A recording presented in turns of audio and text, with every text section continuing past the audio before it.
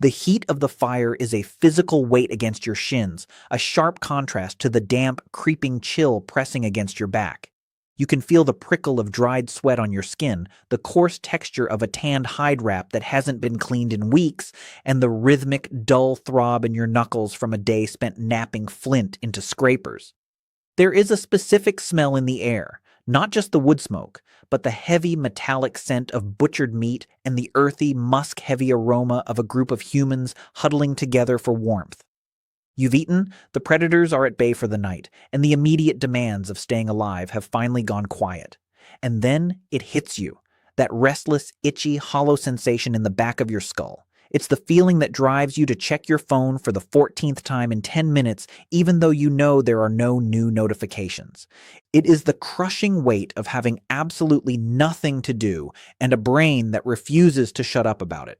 We tend to think of boredom as a modern luxury, a byproduct of having too much convenience and not enough character. We imagine our ancient ancestors as being far too busy for such trivialities, perpetually locked in a life-or-death struggle against saber-toothed tigers and starvation, which, let's be honest, would probably keep you occupied. But if you've ever sat in a room during a power outage for more than 3 hours, you know that the human brain is a high-performance engine that starts to eat itself if it isn't given something to grind.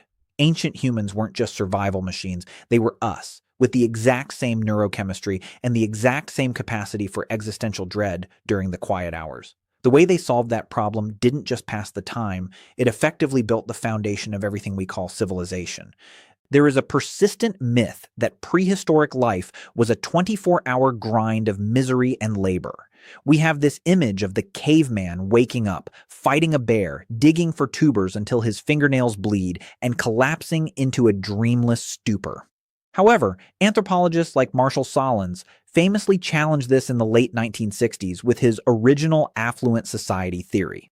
By looking at modern hunter-gatherer groups like the Kung people of the Kalahari, researchers found that these primitive societies actually only spent about 3 to 5 hours a day on what we would call work: hunting, gathering, and camp maintenance. That leaves a staggering amount of empty air in a day. Even if we adjust for the higher caloric needs of a colder Pleistocene environment, the fact remains that for a huge portion of human history, we had more free time than the average modern office worker. And without a Netflix subscription or a Steam library to lean on, that free time was a problem that needed solving. The first and most effective tool for killing time was, quite literally, talking behind someone's back. It sounds cynical, but evolutionary psychologist Robin Dunbar has argued quite convincingly that language likely evolved as a high-efficiency replacement for social grooming. In primate groups, you show loyalty and pass the time by picking bugs out of your friend's fur. It's relaxing, it's social, and it's very time-consuming. But you can only groom one person at a time, which, as a logistics strategy, really limits the size of your social circle. Language allowed us to groom multiple people at once through gossip. We could sit around that fire and discuss who was pulling their weight, who was stealing extra berries, and who was making eyes at the chieftain's son. Gossip provided a perfect retention loop for the ancient mind. It was a low-stakes, high-engagement social game that reinforced group norms while providing a constant stream of content. You weren't just sitting in the dark. You were participating in a live, interactive soap opera where the stakes were your actual life. This social information was the original scrollable feed.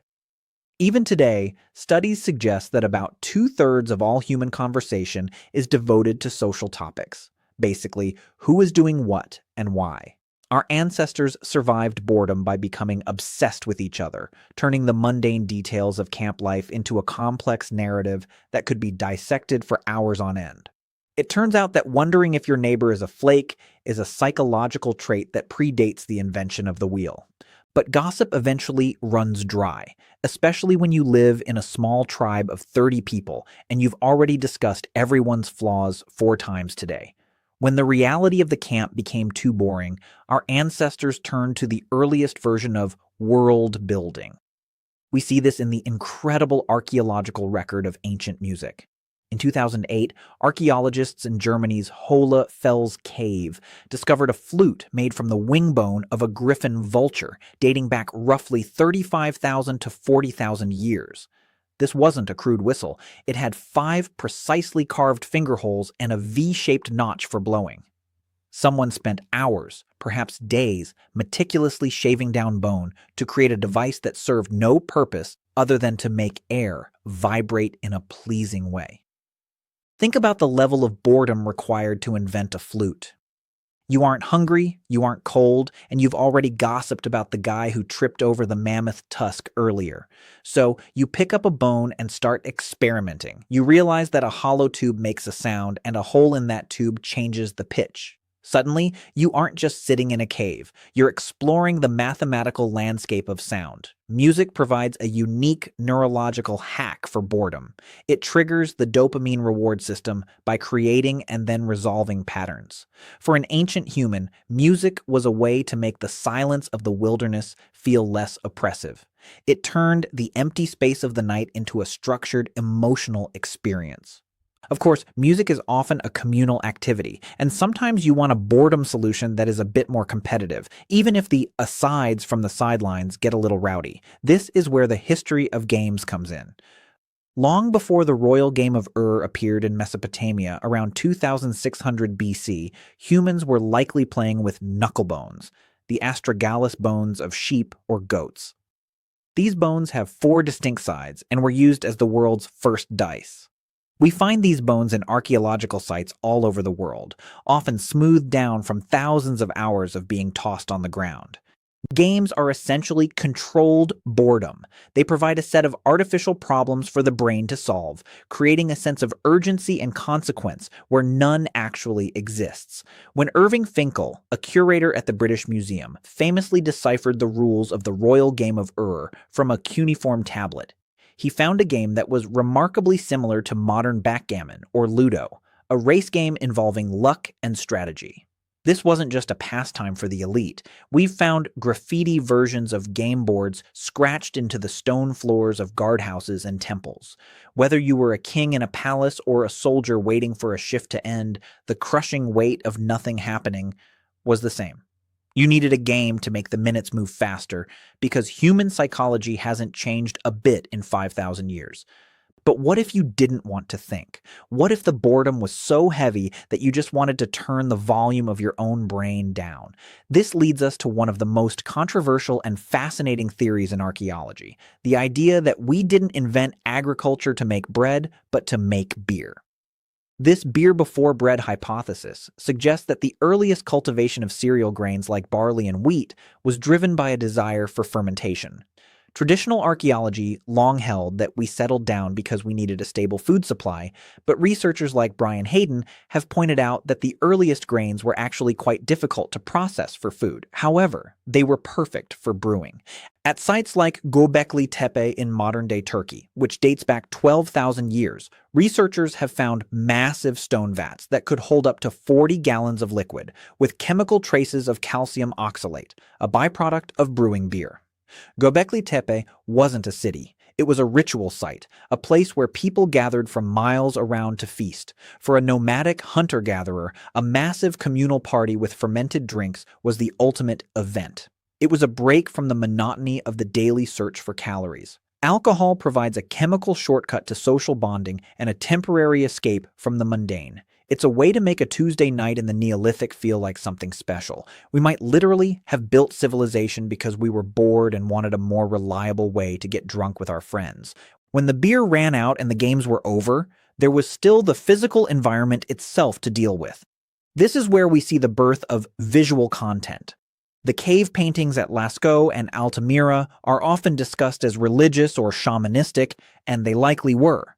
But we shouldn't overlook the fact that they are also incredibly entertaining. Some of these paintings are located in parts of caves with extraordinary acoustic properties, where a single clap sounds like a thunderclap. Researchers have suggested that these caves were the first cinemas. Imagine sitting in total darkness, the air smelling of tallow candles and damp stone, while a storyteller moves a torch across a wall covered in paintings of galloping horses and bison. In the flickering light, the animals appear to move. The storyteller's voice echoes, creating a multi-sensory experience that pulls you out of your own head. This kind of Immersive storytelling is a direct response to the void of the wilderness. Boredom is, at its heart, a lack of meaning, and stories are the machines we use to manufacture meaning. By turning a hunt into a legend, ancient humans weren't just passing time. They were creating a cultural map that told them who they were and why they mattered. This wasn't a distraction, it was a survival strategy. A group that shares a story is a group that stays together when things get hard. The wow factor here is how sophisticated these stories were. Some oral traditions, particularly among the Aboriginal populations of Australia, have been shown to contain accurate geographical information about coastlines that were submerged 10,000 years ago. They didn't just tell stories to stay busy, they told stories so perfectly that the information outlived the land itself. It's interesting to think about how we view these activities today. We call them the arts, or entertainment, and we put them in a separate category from the real work of society. But for an ancient human, there was no such distinction. Making a flute was as important as making a spear, because a spear keeps your stomach full, but the flute keeps your mind from turning on itself. We are a species that requires a high level of cognitive stimulation, and when we don't get it, we experience a specific kind of pain. Boredom is the alarm system that tells us our brain is idling, and for our ancestors, that alarm was constantly going off. They dealt with it by being relentlessly creative. They took the nothingness of a rainy afternoon in a skin tent and turned it into the foundations of music, mathematics, literature, and chemistry.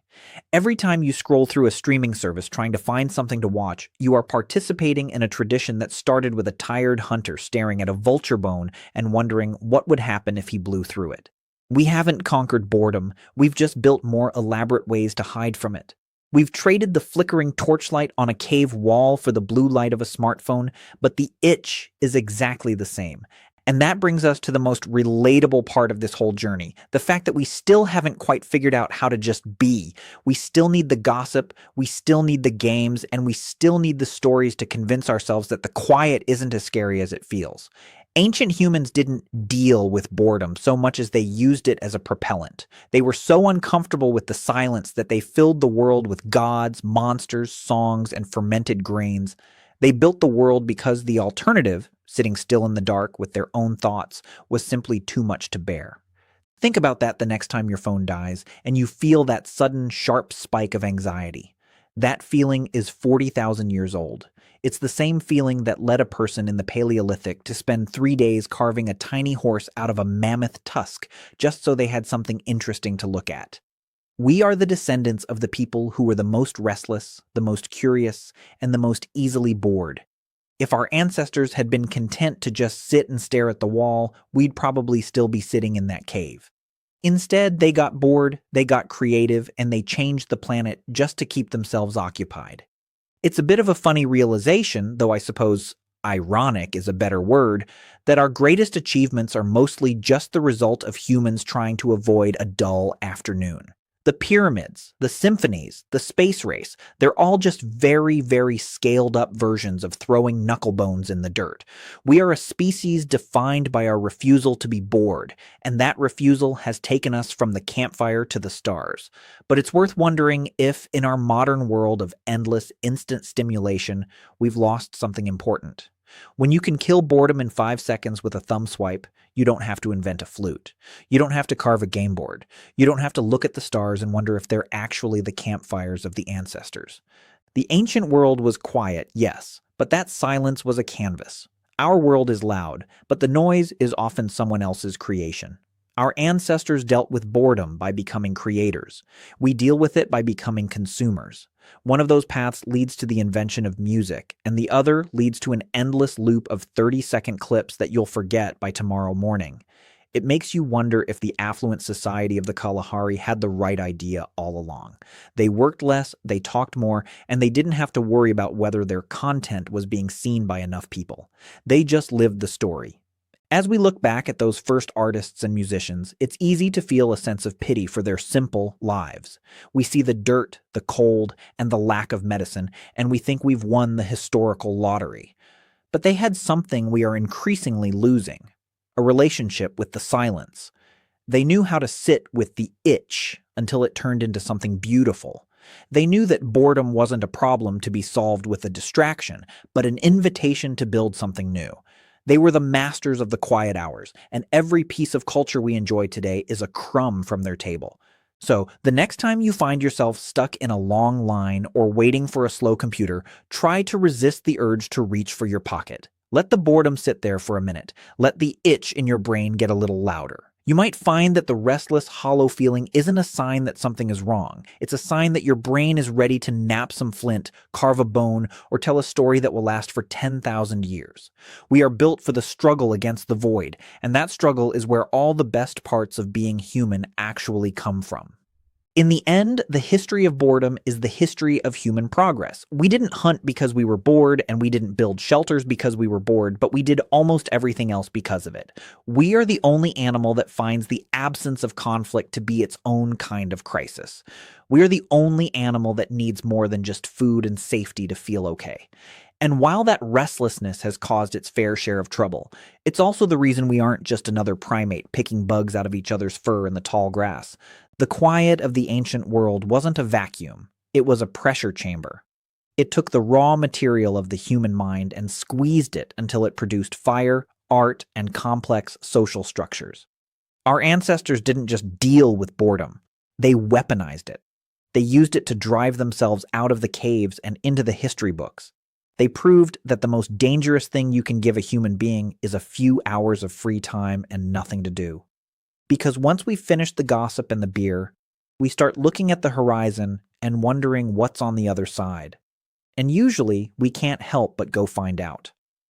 Looking back across the tens of thousands of years that separate us from those first fireside conversations, the distance feels immense. We have satellites and heart transplants and the internet. They had vulture bones and fermented grain. But the bridge between us is that single, universal physical sensation, the feeling of the mind looking for a place to land.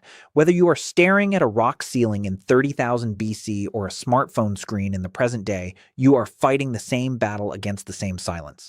The only thing that has changed is the quality of our distractions. The ancient solutions to boredom, gossip, music, games, alcohol, and art are still our primary solutions today. We've just added more layers of technology to them. We still want to know what the neighbors are doing. We still want a rhythm to dance to. We still want to test our luck against the odds, and we still want to lose ourselves in a story. Our ancestors weren't different people. They were just us in a much quieter room. And they proved, once and for all, that there is nothing more productive than a human being who has run out of things to talk about. It is worth remembering that all the noise of our modern world, the constant pings, the endless streams, the unceasing flow of information, was built to drown out a silence that our ancestors managed to turn into a masterpiece. They didn't have the luxury of constant distraction, so they were forced to create.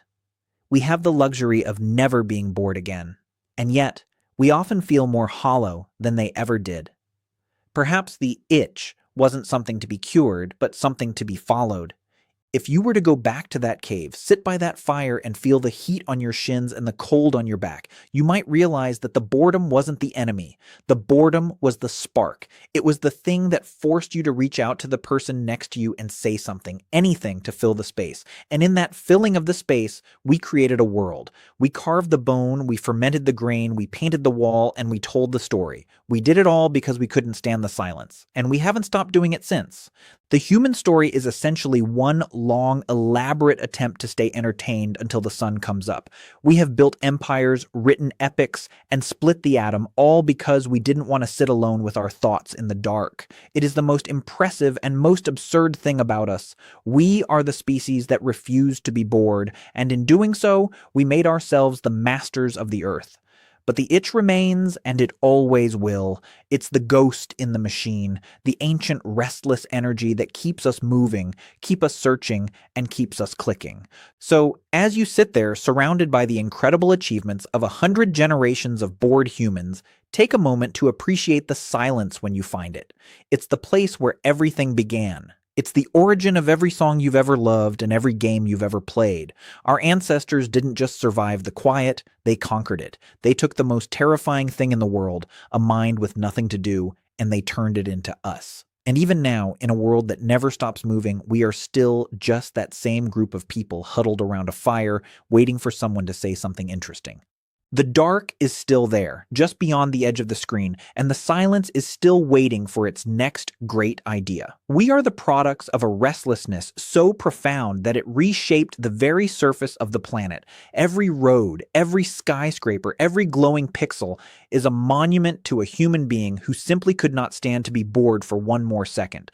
We have built a world that never sleeps because we are still terrified of what we might hear if the noise finally stopped. The itch in your brain is not a bug in the system, it is the system itself. Everything you see around you exists only because your ancestors were desperately looking for a way to ignore the fact that they were eventually going to die in the dark. Your boredom is the only thing that keeps the world from standing still. You are never truly alone as long as you are restless.